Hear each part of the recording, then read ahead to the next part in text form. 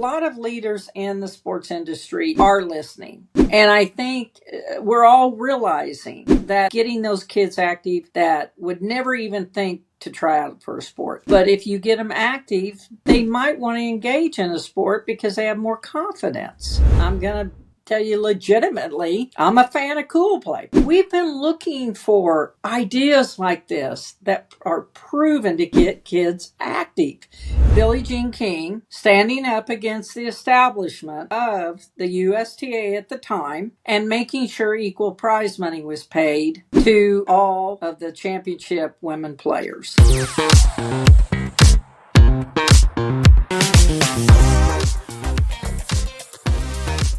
Before we start, thank you for all the DMs and great feedback on Kuul Conversations, which I love to hear, so keep it coming. And what would help us even more is if you choose to subscribe. It helps me to bring you more amazing guests and Kuul Conversations. Now let's dive into the episode. Jodie Adams, thank you for joining us on Kuul Conversations.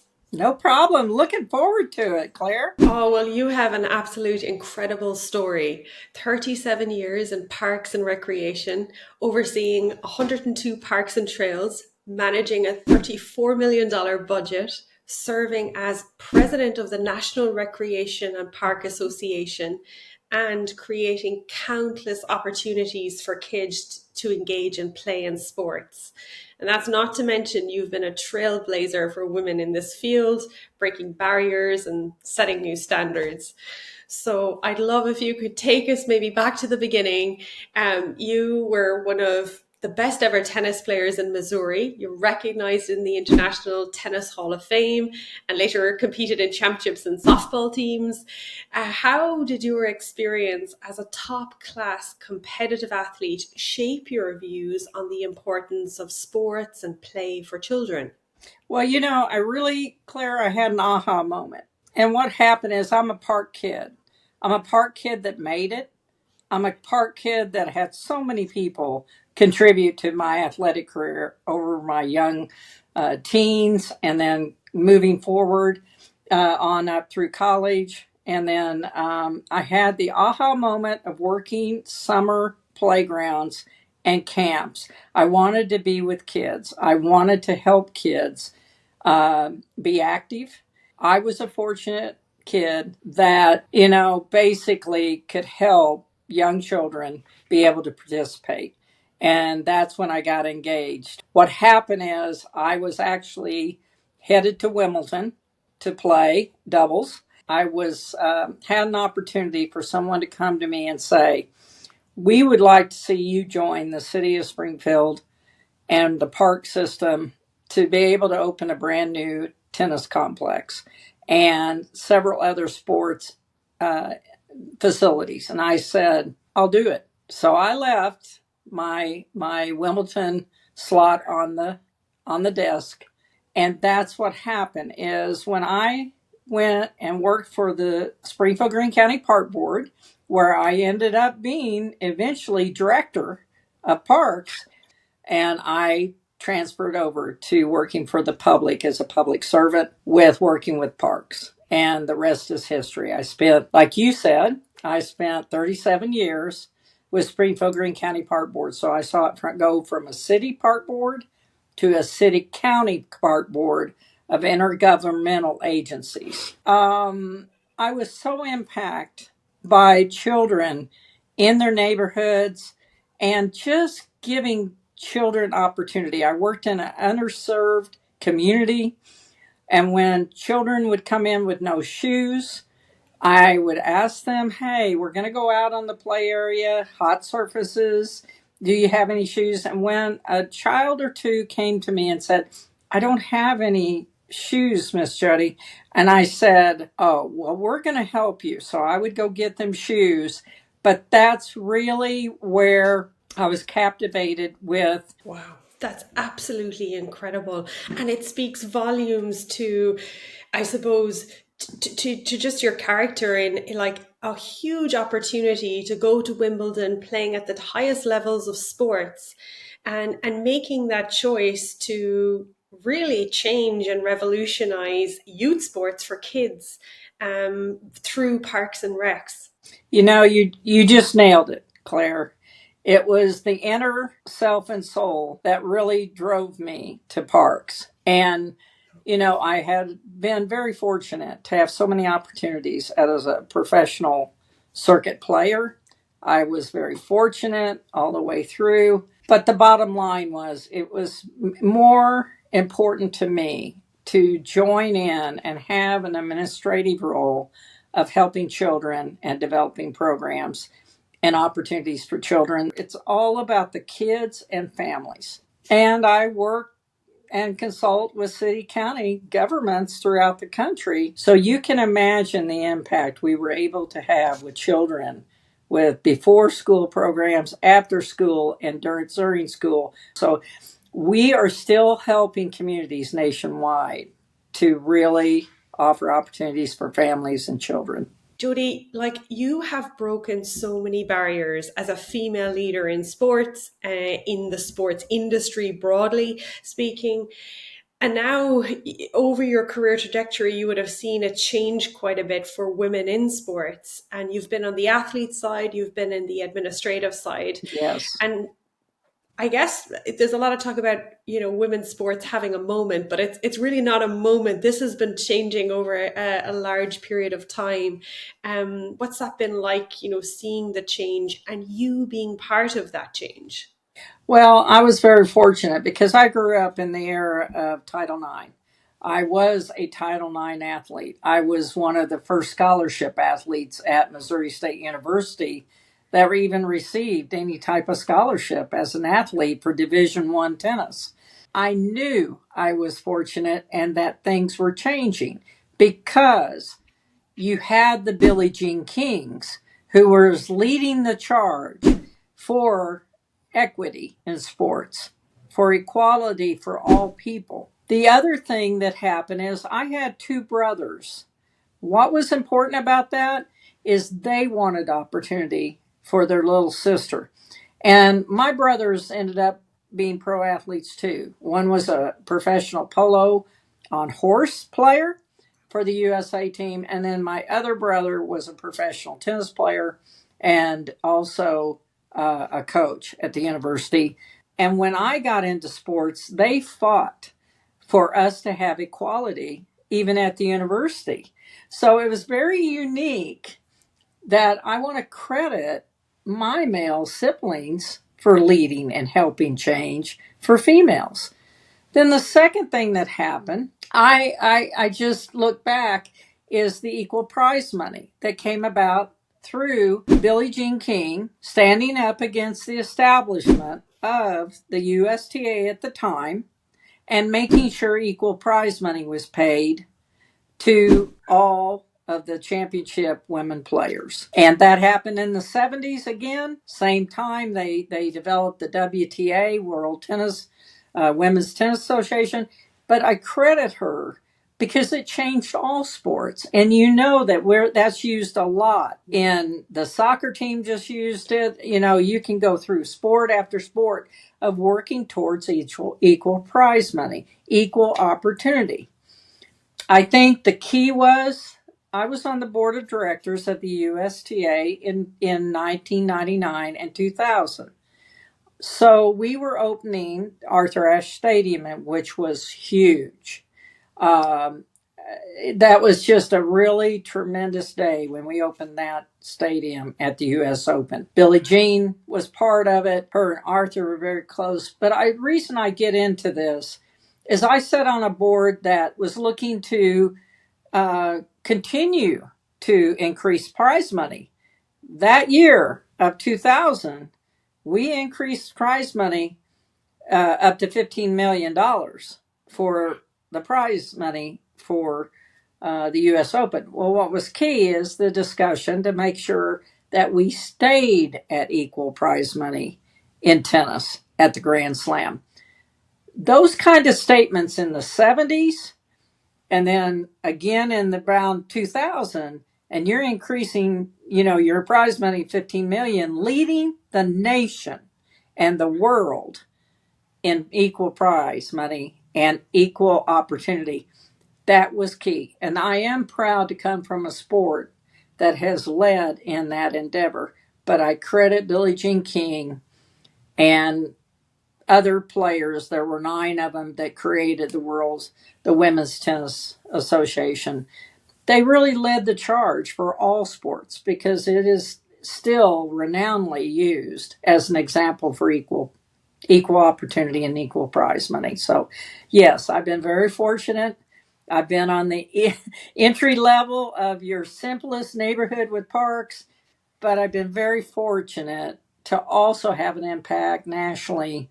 I retired to work the 2020 or the 2012 Olympics in London, and it was so wonderful. I was with the U.S. Olympic Committee at the time, but I was really working with uh, the USA team. That was with one of our friends, Alicia McConnell, who was heading that with others from the United States Olympic Committee. And I can just tell you, it was so wonderful to see so many athletes really sharing the stage, women and men. So I'm really for that. Yes, I am definitely. I was the only, and I'm still the only, but I was the third director of parks for Springfield Green County. I was the first woman of a park system that was 100 years old, so it took a while. But who was my mentor? My mentor was this Dan Kinney, and it was a male that really mentored me. So a female side was an athletic director at Missouri State, Dr. Mary Jo Wynn. She helped create the capacity of America in women's college sports. So I share that because really it's been both females and males. What has it been like as a trailblazer? Um, I've always said, tell me no, and I promise you yes. And it's got to be number one, fair for all. That's always been my drive. Remarkable, Jodie. Remarkable. That's truly incredible, the scale of your impact. And you've talked about, installing access within communities. And in Yes. particular, how do we increase that type of access for children in maybe more underserved communities so that they can be more active? I think I really learned over the decades the most impactful 2 organizations that impact children and families are schools and parks. If you look at the country of entities of gathering places where children and families, these are hubs, it's all about schools and parks. They are the largest impactors of any population or society. Now, with that said, we have something in America called the 10-minute walk to a park. That National Recreation and Park Association has really been promoting with numerous partners to really try to have access within 10 minutes of a walk to a park area. They usually have a school, like an elementary. And I think that is probably the most impactful thing I've seen is we've come together as a nation in America to really impact and want to do that as even leaders within our community. So it's been a pretty major impact right there. And that's to That's me the key. It's for all access for all children. That's incredible. And I love the way it's tied to the schools. At least that's where a lot of it, with our work with Cool Play, schools are a huge hub for kids to access kids, and being for kids to be able to access outdoor play spaces like parks nearby. With transportation being an issue often, that 10 minutes is really critical. And so Absolutely. I wonder, I'm thinking like, how can organizations, whether it's like Cool Play or otherwise, collaborate with parks to provide even more inclusive, engaging activities for kids? Like, how can we support the work that parks are doing and amplify the impact, would you say? I think the key right now is if you are in a community, and I would go and try to meet with school officials. I would also go and try to meet with the park officials. You don't want to wait and hang back and not be an impact player. We need, and it doesn't mean you have to be, it might be the stay at home mom. It might be the stay at home dad. It might be that you're an impact player through a company. That's a huge message because you talked to be an impact leader or a person of impact. We sometimes think that maybe that's not me, or, what am I? I'm just a parent or a caregiver. Jodie, I was looking at the current statistics, around children and outdoor free play for our conversation.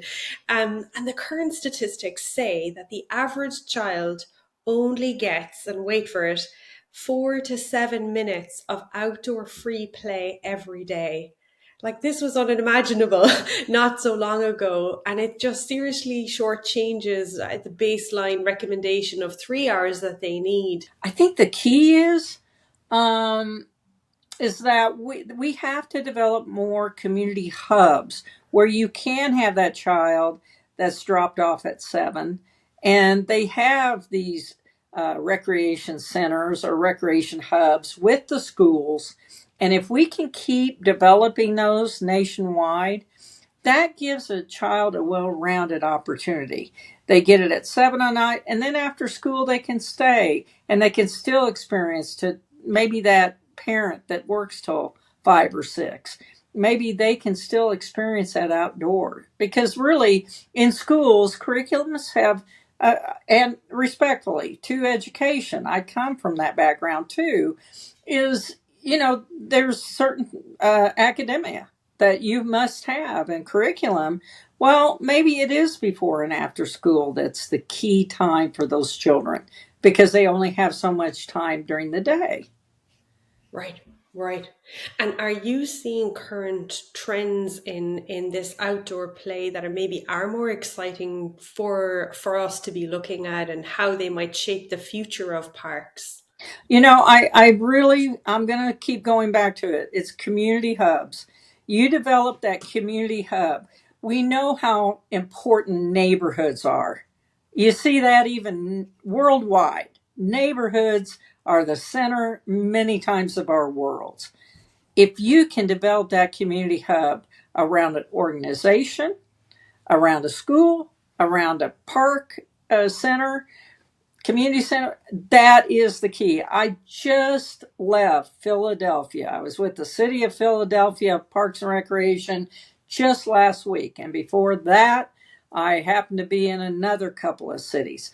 I'm seeing how important those neighborhood centers are. And what was beautiful is some of those neighborhood centers were very located very close to a school.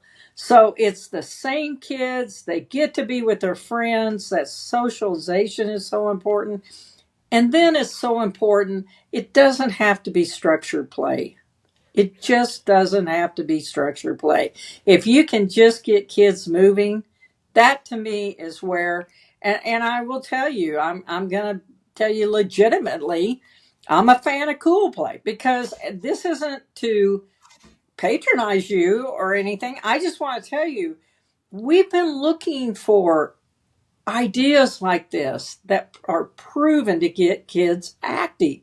And it's not so much the kid athlete. It's not the kid that has this specialty training. Yes, you and I were fortunate. We had so many mentors and so many people help with our athletic backgrounds and our athletic trajectory to go to the top. But bottom line is, I remember being active on the playground. I remember running races. I remember jumping with my friends and jumping rope. Just the most simple things. But to me, that taught me how to share. It taught me discipline. It taught me respect. And there is nothing like that. So if you can learn all that through just activity, that to me is most important. I really appreciate that, and thank you for the nod to our work at Google Play. And Oh, I could I couldn't agree more. We're like, we're so aligned on that, in that it really is, it's not about Olympic champions or that trajectory. It's really what's happening for kids in play, and that can be unstructured play beyond traditional sports. yes. It's just, and I think about, sometimes, like, we've been able to put people, send rockets to space, and together get, rockets to land back. And where are we missing the education piece you're talking about, inspiring kids, motivating, using accessible solutions, and working together to be able to open up play in sports? As an industry, where we're falling short there, where other industries are maybe able to work and collaborate together. How can we do better here in collaborating and working together? Well, I tell you what I love that I'm watching. Like you're talking about, a lot of leaders in the sports industry are listening because we're having such a fast burnout of young children in sport. And I think we're all realizing that if we don't back off a little bit, let them have more periods of rest, we're overtraining kids today almost because we want them to grow up quickly and be that star athlete and travel teams and all these things. We did a report with youth sports and parks and recreation. So, as park providers, 5 out of 6 departments are working with partners to deliver youth sports. Now, this is important because to me, it's all about the partner that you pick.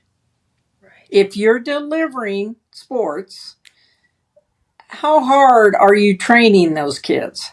What type of curriculum do they have in the coaching curriculum? I think it's important as providers that we have to really be calculated and very investigated with anyone we partner with. Like, here's an example: your activity um, background and what you've done with Cool Play, it's important to me because to me that's entry. That is entry point of getting those kids active that would never even think to try out for a sport. But if you get them active, they might want to engage in a sport because they have more confidence. Well, it's very important that as a park system that I would pick the right partner that would not over um, try to overdevelop the child and to make sure that we respect their growth, their rest, and also their total mind and attitude. And we all know that we all, and I say we all, us as athletes at a high level, we know that our attitude was a major number one when you're competing, but also respecting and delivering on your excellence in sports. And we know that our respect and also our attitude was probably number one. We all know sports can be 90% really about your focus and mind. Absolutely. And you So mentioned I, such an interesting point there. yeah, well, I think the biggest thing is so many people think if you drive the skill in an athlete, that's number one. Well, it's important, and they hopefully have the agility and ability, but really, it's the approach and attitude in mind that is really number one. That is so powerful. And it's a concern of many parents that we see. And you talk about picking the right partner from the perspective of Parks and Recs. And that's really critical, because I know parents, on the ground from our work, are, how do we find the right sports program, or, that's going to create that right environment that really is welcoming and inclusive and child centered for their development, and not about the X's and O's or winning the game. That's right. That's It's right. such And a I, challenge. I like what you just said there. It's not about the X's and O's. It's about, does that program fit your child? does that child feel comfortable? Does it feel safe? We have something in our country called safe play, and you may have that. I'm sure we have it, and I've seen it in several countries. But safe play is critical. It's number one. If you offer sports as an entity, you must have safe play coaches. I think that is just imperative that you always have safe play instructors and coaches. And that's all through the even Olympic movement.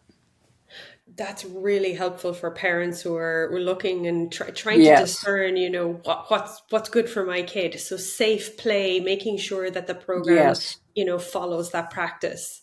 And that practice is all about treating your child right emotionally, physically, and also making sure that it's a safe environment with all circumstances.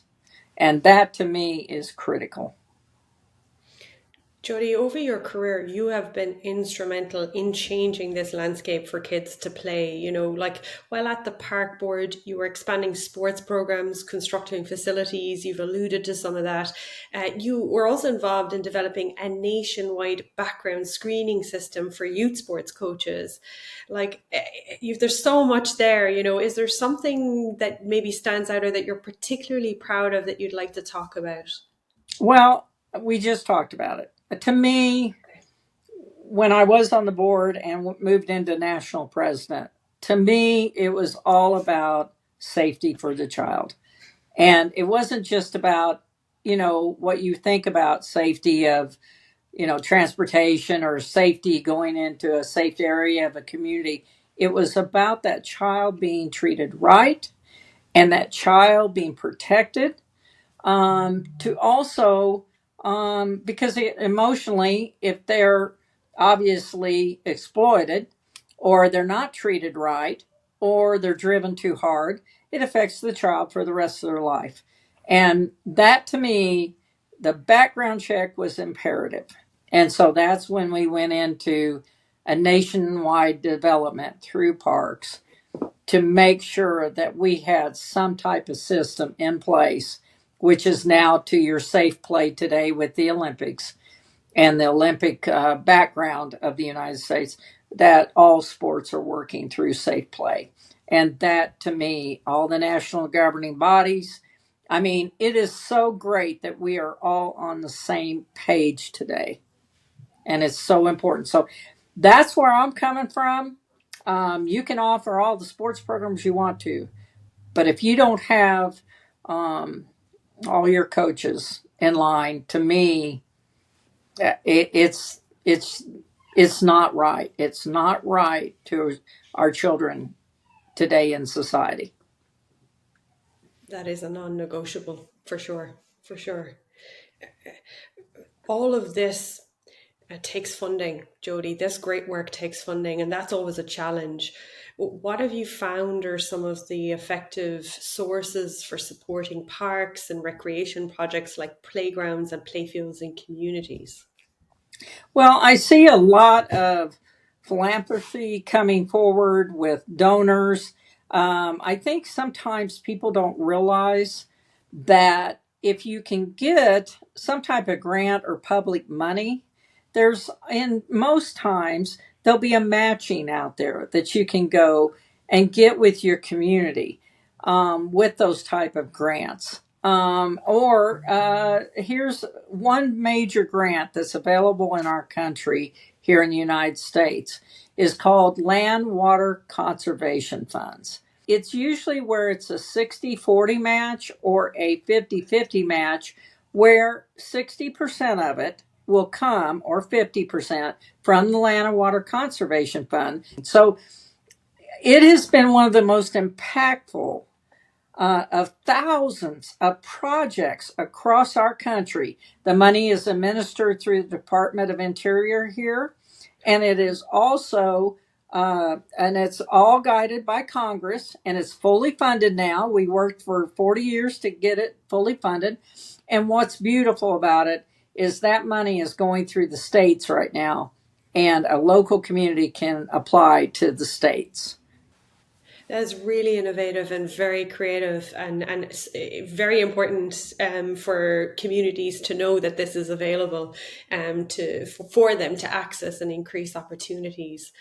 And I'm turning tact a little bit. I'm curious, do you see climate change affecting kids' opportunities to be active outdoors? Do you think that's something to be concerned about?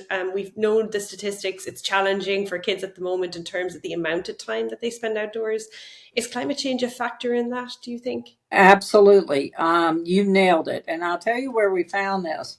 We found it in Phoenix, city of Phoenix we were working with. We found it in city of Dallas. It was mainly in the warm, hot areas of our country.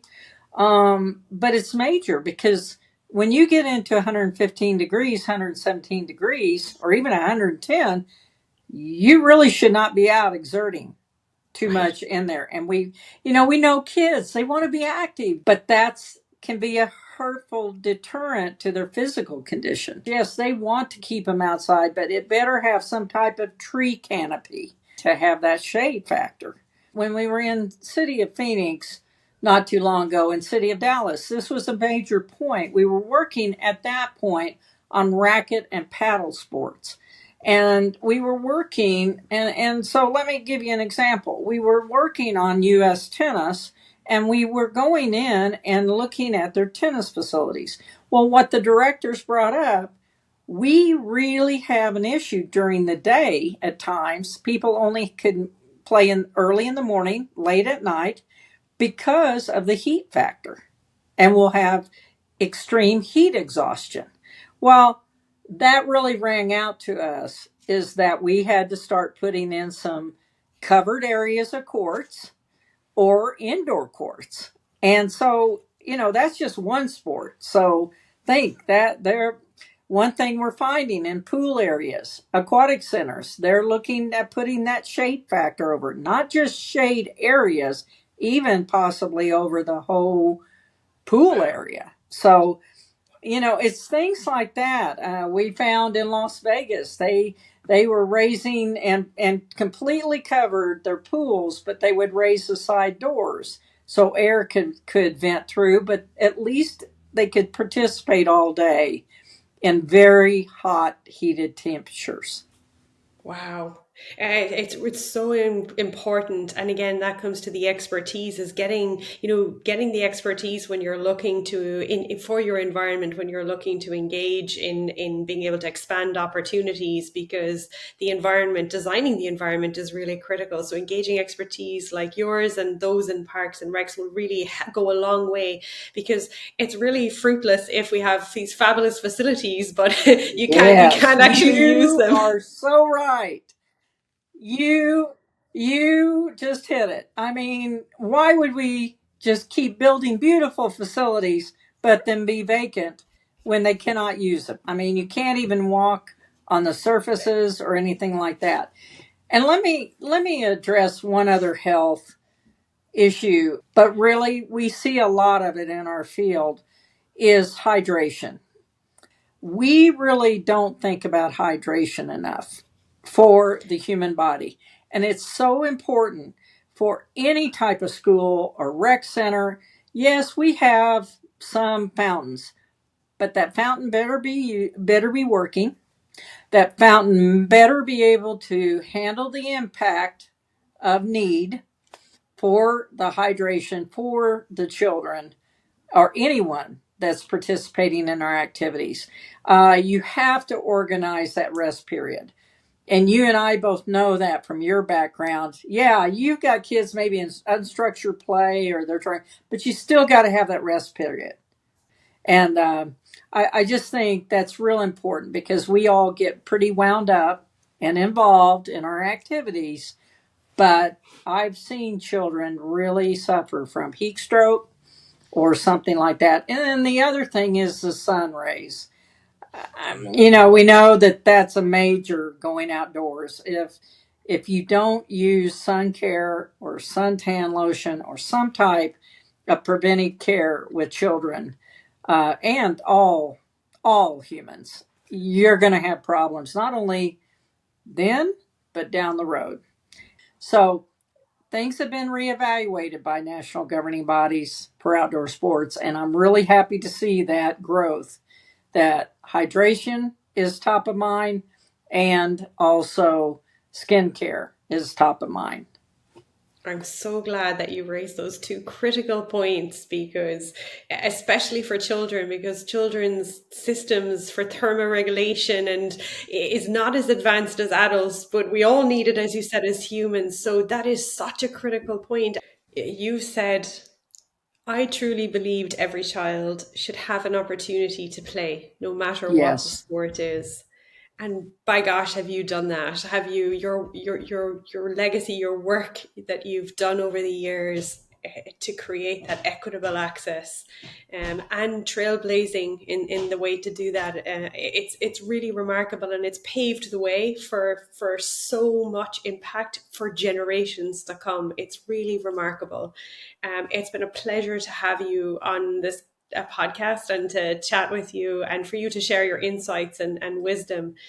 And as a final parting maybe question, is there something that maybe you wish you had been asked that you wish you'd like to talk about, or something that you'd like to share before we wrap up? Not really. I just want to make a comment.